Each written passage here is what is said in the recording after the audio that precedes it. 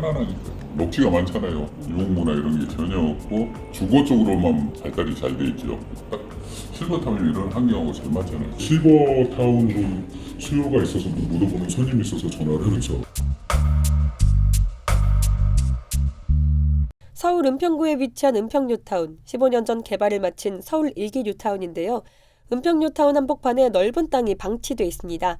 펜스 안은 나무와 숲을, 잡초가 우거진 모습입니다.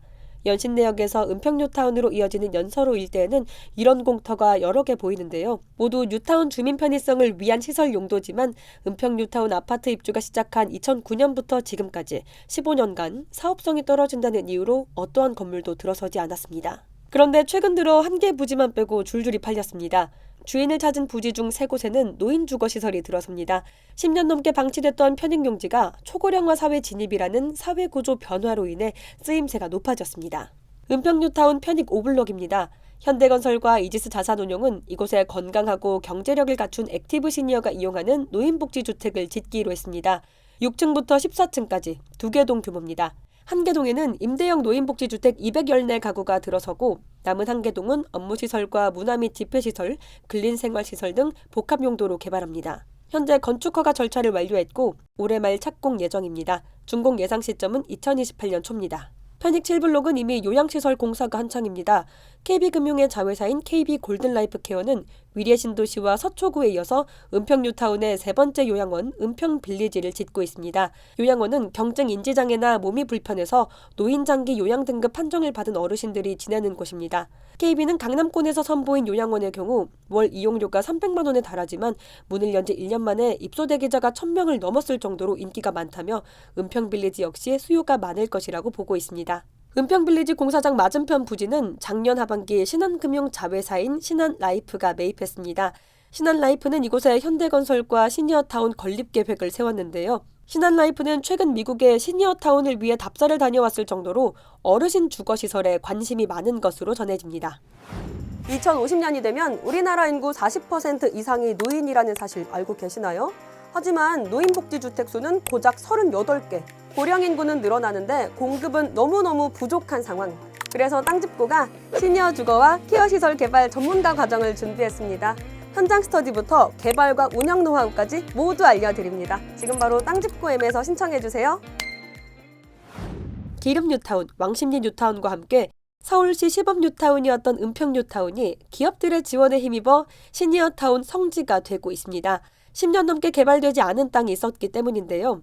SH에 따르면 2006년 은평뉴타운 지구단위 계획 조성 당시부터 연서로 일대에는 12개 편익용지가 있었습니다.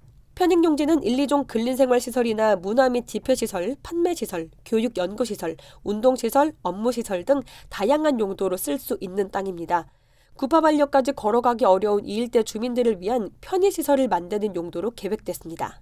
그러나 대부분 땅은 사업성이 없다는 이유로 아무도 찾지 않는 상태로 방치됐습니다. 그러다 초고령화 사회의 진입이 예상되면서 분위기가 달라졌는데요. 2021년 상반기부터 땅이 줄줄이 팔리기 시작하더니 현재는 11-2블록만 제외하고 모두 팔렸습니다.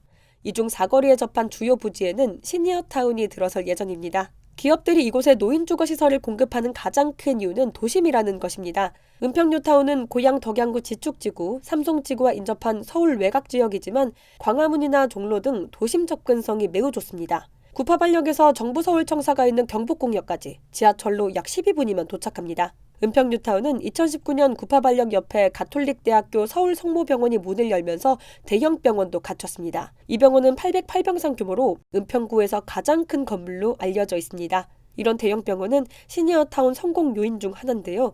나이가 들면 아픈 곳이 하나둘 늘면서 병원에 갈 일이 많아지기 때문입니다. 상권도 탄탄한 편입니다. 구파발역과 이어진 은평 롯데몰 안에는 영화관과 대형마트, 서점이 있습니다. 차로 10분이면 스웨덴 조립식 가구 업체 이케아와 복합문화시설을 갖춘 쇼핑몰 스타필드 삼송점도 갈 수 있습니다. 북한산 자락에 있어서 1년 내내 맑은 공기를 마실 수 있는 것도 장점입니다. 편안하니까. 녹지가 많잖아요. 유흥문화 이런 게 전혀 없고 주거 쪽으로만 발달이 잘 돼 있죠. 대형마트 들어와 있죠. 시내마 들어와 있죠. 음식점 한 70개 들어와 있죠. 전체적으로 연세 있으신 분들이 많이 찾아와요. 본동만 나가도 집값이 3억 정도 더 비싸니까. 페닉스 주변이 없잖아요. 구청이나 하나 있을 뿐이지. 그러니까 많이 들어와요. 은평뉴타운 시니어타운은 월 이용료 100만 원에서 200만 원 사이의 중산층 대상 시설이 될 가능성이 높습니다. 전국에 있는 총 40개 노인복지주택 중 대다수는 매달 300만 원 가량을 부담해야 해서 연금 수령자나 자산이 많은 최상위 계층이 아니면 이용하기 어렵고, 국가가 운영하는 노인복지주택은 기초생활수급자 등 차상위 계층이 주로 거주하고 있습니다. 이렇게 양극화된 상황이 이어지자 업계에서는 중산층 대상 시니어타운이 필요하다는 의견이 계속 나옵니다. 업계에서는 은평뉴타운 시니어타운 성공 가능성이 매우 높다고 전망합니다. 실제로 인근 부동산 중개사무소에서는 시니어타운이 생긴다는 소식을 들은 사람들이 입소 방법을 문의하는 전화가 종종 오는 편이라고 했습니다. 들어가고 싶어 어떻게 들어가냐 해서 딱 실버타운이 이런 환경하고 잘 맞잖아요. 실버타운도 수요가 있어서 물어보는 손님이 있어서 전화를 해서 유례 없이 빠른 속도로 고령화가 진행되고 있지만 노인 주거 공간은 절대적으로 부족합니다. 국내 노인복지주택 수는 40개, 9,006가구 규모입니다. 국내 노인 인구 0.13%에 해당하는데요. 병원과 상권, 교통망까지 갖춘 서울 도심권 노인복지주택에 대한 관심도 커질 것으로 보입니다.